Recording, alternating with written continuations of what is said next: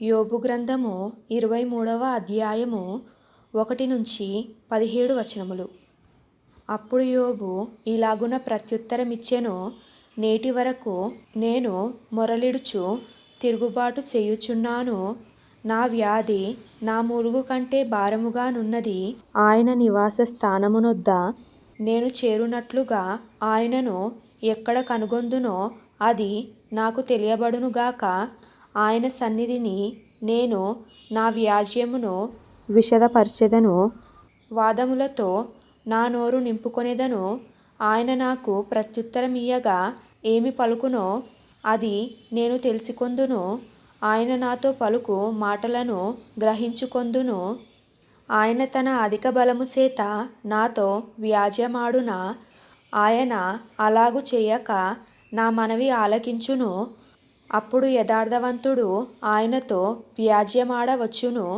కావున నేను ఎన్నటికీని నా న్యాయాధిపతి వలన శిక్ష నొందకపోవుదును. నేను తూర్పు దిశకు వెళ్ళినను ఆయన అచట లేడు, పడమటి దిశకు వెళ్ళినను ఆయన కనబడుటలేదు. ఆయన పనులు జరిగించు ఉత్తర దిశకు పోయినను ఆయన నాకు కానవచ్చుటలేదు. దక్షిణ దిశకు ఆయన ముఖము త్రిప్పుకొనియున్నాడు, నేను ఆయనను కనుగొనలేను. నేను నడుచు మార్గము ఆయనకు తెలియును. ఆయన నన్ను శోధించిన తరువాత నేను సువర్ణము వలె కనబడుదును. నా పాదములు ఆయన అడుగుజాడలు విడువక నడిచినవి. నేను ఇటు అటు తొలగక ఆయన మార్గమునను సంచరించి తిని. ఆయన పెదవుల ఆజ్ఞను నేను విడిచి తిరగలేదు. ఆయన నోటి మాటలను నా స్వాభిప్రాయము కంటే ఎక్కువగా ఎంచితిని. అయితే ఆయన ఏక మనస్సు గలవాడు, ఆయనను మార్చగల వాడెవడు?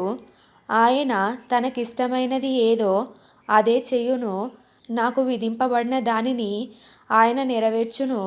అట్టి పనులను ఆయన అనేకముగా జరిగించువాడై ఉన్నాడు. కావున ఆయన సన్నిధిని నేను కలవరపడుచున్నాను. నేను ఆలోచించునప్పుడెల్లా ఆయనకు భయపడుచున్నాను. దేవుడు నా హృదయమును కృంగజేసెను. సర్వశక్తుడే నన్ను కలవరపర్చెను. అంధకారము కమ్మియుండినను, గాఢాంధకారము నన్ను కమ్మియుండినను నేను నాశనము చేయబడి ఉండలేదు.